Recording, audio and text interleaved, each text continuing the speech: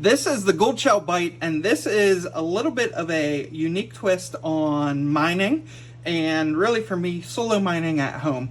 So in this video, I'm going to talk about why I got this unit, how I got this unit, what it cost me, and what my plans for it are. Several months back, Goldshell announced the Byte, which at first look, it looked like, kind of like a little NAS, mini NAS enclosure that you could slot in and out mining cards, and that looked awesome. And then the specs kind of came out, and I was actually looking for something that I could put next to my Synology NAS, so in my living room on my TV stand. I have a long TV stand.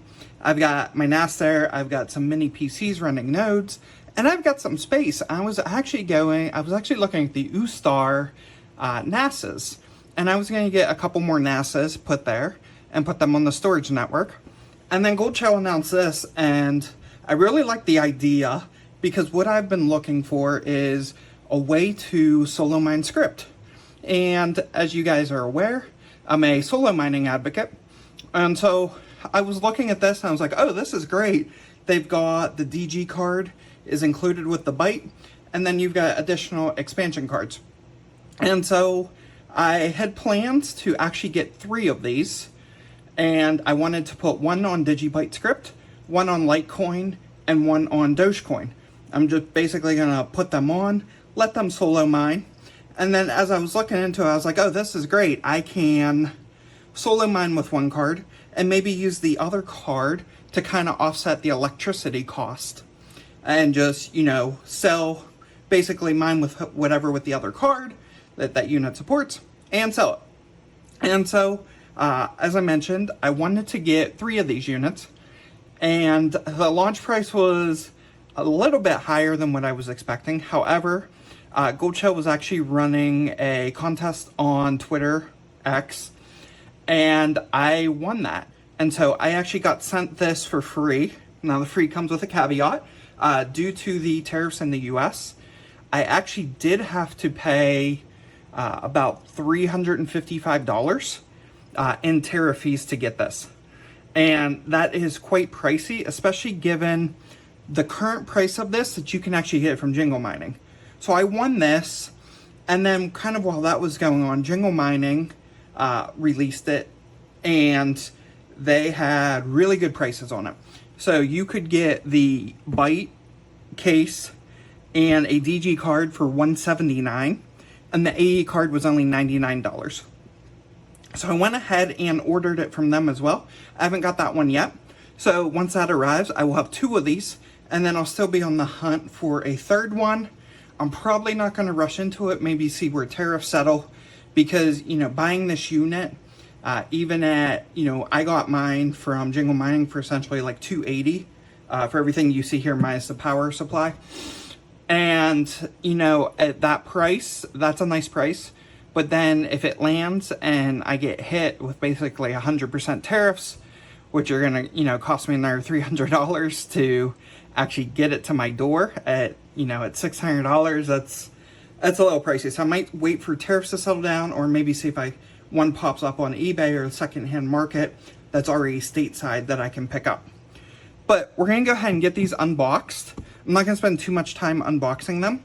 Nice thing with the Goldshell one, there was a little bit of a delay on the release of these to retail because they were working on the power cord, which they did send me with this. And so really excited for that, because the one I got from Jingle Mining won't have the power cord. But you can run third-party power cords on these. This is a little pricey. I think it's like $59 or maybe a little bit more for the power adapter. But it is just standard USB-C. So I'm not going to spend too much time unboxing these. But what we're going to do is I'm going to be setting up these on solo mining. And so we're either going to do Digibyte script, Litecoin, or Doge. Let me know down in the comments below which one you think I should do first. And if we open this up right off the bat, we can kind of see we've got this kind of a silver enclosure. It is metal, so that's actually nice. It does have some plastic inserts on it, but overall, that's nice. It's smaller than what I thought it was going to be. Thought it was going to be a little bit longer, but pretty decent weight and a nice, really nice small form factor. So this is going to slot really nice next to my Synology NAS, like I said, and it's not as wide as I thought, so I will be able to put a couple of these. In fact, this is probably a half the width, or maybe 30, yeah, maybe 60% the width of my 2-bay Synology NAS. So nice, we've got that. And they do give you a manual for setting up the miner. And let's go ahead and let's take a look at the power supply.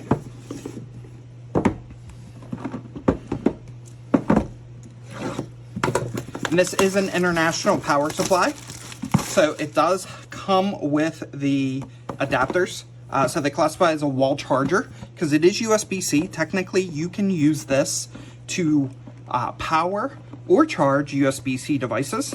But this is special in that it will run all the way up to 7 amps at 20 volts.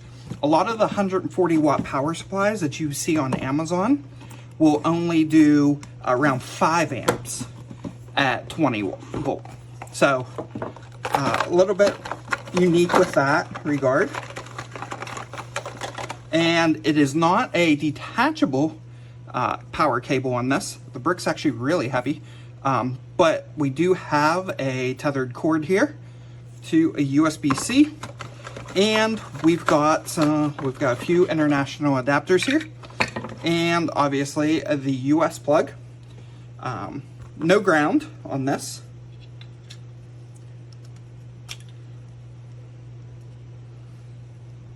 And so this just slots right down in on those metal contact points. As I mentioned, there is no ground pin on this, third prong ground pin, but we do have our positive and our neutral. Again, it's only 140 watts, so it's not going to pull a crazy amount. Each of the cards will probably pull about 65 watts. And I will say props to Goldshell on the packaging. The packaging on all of these are really nice.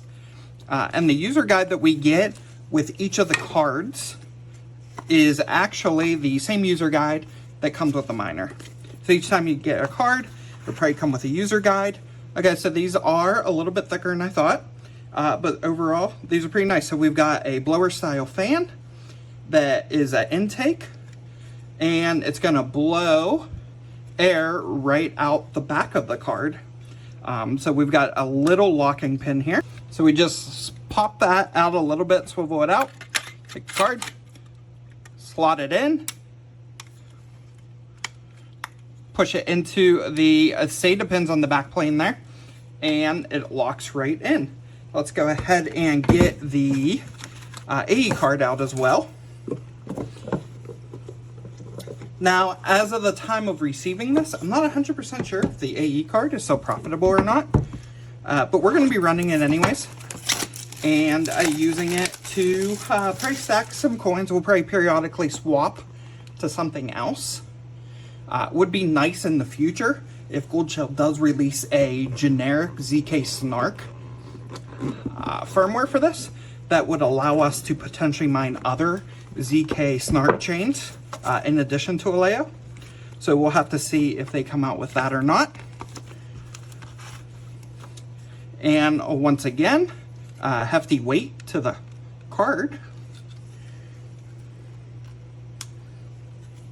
And then we just pop that out, push it down in, lock it in, and we're good to go. So all we need now is to just put in our USB-C cable, plug it in, and we should be good to go. We'll be able to connect to its Wi-Fi signal and configure our pools.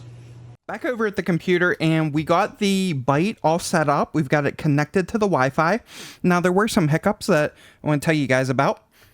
So once you get it booted up, and you're going to connect to a Byte hotspot Wi-Fi signal that it puts off. And once you do that, and you attempt to go to the web UI, it's going to seem really sluggish. And that's how it was for me. And the only way to kind of make it a little bit better was for me to upgrade the firmware. You can do that either through the mobile app or through the Goldshell Hub. So it actually took about 10 minutes for the UI page to load for me, even after it had been booted for 20 minutes or so. And so once I did that, I hopped on over to the hub. I added my account, or I added my miner rather. And so we got a miner, and we go to the byte. And you can see there's no upgrade now, but there was a upgraded firmware. I hit that, I let that install, and then I went back to the dashboard, and it was a lot more responsive, worked a lot better. I went to configure the pool, and one of the things I noticed is that the DG card wouldn't stay connected to my pool. So what I ended up having to do is hop on over to the Goldshell Hub, set up the pool over here. And so if we go back to settings and go to pool address, you can see I actually set up my pool here. And the reason for this is if I hit add from this UI, you can see that by default, it's going to add the IP address as a suffix. When you have multiple suffixes, this doesn't work for a lot of pools. So either you can choose not to specify a worker name, and it's going to default in the IP address as the worker name. But if you do want to set a worker name, you actually need to come over and create it from here, toggle this off. So you put in essentially your wallet address here. So if we would do like LTC, just call this test, richardmike.net. I forget what port this is running on. I believe it is 5014. And then if I wanted to say .gsbyte, I could do that here. And specify a password, hit confirm, set that to the pool. If you don't do it from this UI, you can't turn that off. So as an example, if I go over to the byte, I go to the miner section, go to LTC. If I go to add a pool, I don't have the option to toggle that IP address on and off over here. You have to do that over on the hub. Once you do that, it'll set the pool. Everything will work great. Now, there is a caveat with the Aleo card. So, a lot of people have been reporting that there are issues with Aleo dropping off. And so I have mine on DX pool, and you can kind of see that over here. So you actually see a drop off here and a drop off here. Now, what is happening with a lot of people is it's dropping off and it's staying off until you reboot the miner. And I saw the same thing with my units. So what I did is I created an automation script using N8N. I created this monitoring script, and this runs every 30 minutes, and it leverages the Goldshell APIs. So if you're not aware, all Goldshells use kind of the same API structure, the same firmware structure. So you're able to leverage the CG miner stats and view what the hash rate is. So if we pop in here, and let's just go ahead and let's do this. Let's hit execute here. And this is going to run real time. What you can see is our script card is currently averaging. So this is the average. The real-time hash rate, though, is right here. So our real-time hash rate on the DG card is just under 84 mega hash. And we're just under 6 mega hash on the Aleo card. So everything is working right now. And then what we can do is we can check to see if that hash rate has dropped off. So what I'm doing is I'm checking to see if either of the hash rates are 50% of what they should be. And if so, I'm leveraging another API endpoint, which is the control board endpoint for the Goldshell miners, to restart it. And basically every 30 minutes, this is checking to make sure everything's hashing. And if for any reason the Aleo card stops hashing, it will restart the miner. So what that has allowed me to do, as you can see here, actually at like 4 a.m.-ish, it dropped off. I'm going to show you that here in a minute. And you can see we went back up It's been relatively stable since. We haven't had a massive drop off. We had a little bit of a drop off here down to like 3 mega hash, but overall, everything has been pretty stable for, I'd say the past 6-7 hours or so. And this has been working out pretty well for me. And so, overall, happy with that. If we hop on over to DX Pool, we give this a refresh real quick. Just see, you can see our real-time hash rate's actually around 14 mega hash, and it's gonna have spikes. So this is kind of that real-time figure. You can see the current is actually 17. The past hour has been around 14. It is gonna fluctuate some, and this higher hash rate's allowing us to kind of balance out at that 5.5 to 6 mega hash, which is what is advertised for the unit. And so if we hop on over to hashrate.no and go to the Aleo section, I just plugged in 6 megaproofs here. Again, it is advertised at 5.5, but I'm noticing more of an effective over the long term of the past couple of days being around 6 megaproofs per second. And we've got 65 watts. If we hit calculate here, now I'm running this at 5 cent power. Power draw isn't going to be much. But our revenue is around 53 cents or 2.36 Aleo a day. And our profit should be around 45 cents. So even with all the Ice River miners, everything coming out, we are still in profit, which is good. I mentioned kind of in the unboxing of this that my purpose for this system was actually to solo with the script card and offset some of the power cost with the Aleo card, with the ability to maybe swap that out for a future card at some point in the future. And so I'm actually happy with this because this is continuing to cover the power cost. Obviously, it's not a whole lot. You're going to spend about 8 at my electric rate. I'm going to spend 8 cents per card. So it's costing me 16 cents to run this, but I'm still actually profiting like 35 cents even after the cost of both cards if I don't even factor in the DG card. Now, the other thing that I did is I spun up a script solo pool for my miner. So over on my mining pool list, let's go ahead and give this a refresh. And you can see we've got my miner attached here. I haven't had any blocks yet. It will probably be quite a while before I even hit a digibyte block with this. But we're going to see how that goes. You can see that right now the pool average is about 75 mega hash. And that is what we are getting with the miner. And so if we hop down to the hash rate chart, you can see the DG card is actually pretty good. It's pretty stable for the most part. The lowest it has dipped is 72. And it has burst to about 88. So we're staying right around that 80 mega hash mark. For the unit, again, at around 65 watts. So my plan is to kind of keep this specific unit on Digibyte script solo mining. And then look at maybe getting a couple more units. One that I can put on LTC solo mining. One that I can put on Doge solo mining. But that's pretty much it for this video.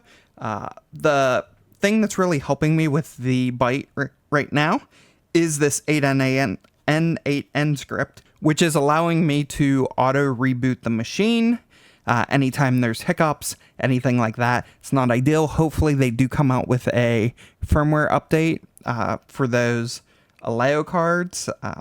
Maybe they're able to figure out a fix for those. I'm not 100% sure what's going on there, but the reboot does solve it.